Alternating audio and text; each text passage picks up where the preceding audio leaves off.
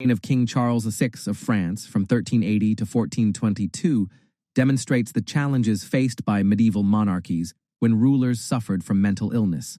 Charles first earned the title Charles the Beloved, but his later years brought him the nickname Charles the Mad because his erratic behavior and debilitating delusions emerged. The belief that he was composed entirely of glass represents one of his illness's most unusual symptoms, which experts now call glass delusion.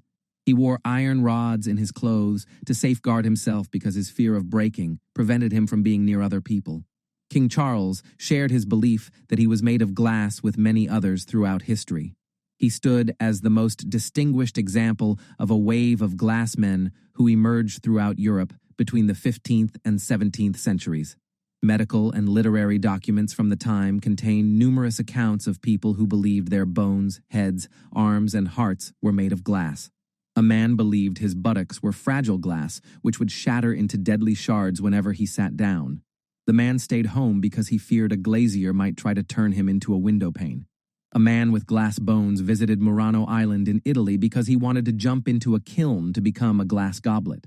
A separate report discusses a scholar who thought that the world's surface was composed of glass with serpents hiding underneath.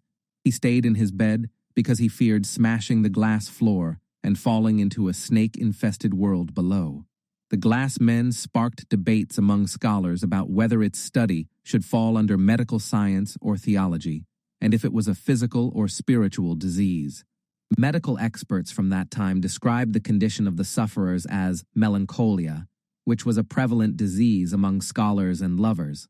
The medieval understanding of the body held that health was achieved through a balance of the four humors: blood, phlegm, yellow bile, and black bile. An overflow of black bile triggered melancholia, which was thought to develop a shiny texture called vitrea bilis when heated in the sufferer's body. The essence of black bile was linked to mental faculties, and melancholia served as both a torment to intellectuals and their creative muse. The upper classes in late medieval and early modern Europe exhibited an unexpectedly widespread occurrence of the glass delusion. Several prominent physicians and philosophers, as well as scientists, including René Descartes, noted this phenomenon. The widespread nature of this phenomenon remains a mystery. The disappearance of the glass delusion after the 19th century is also a mystery, except for some rare instances.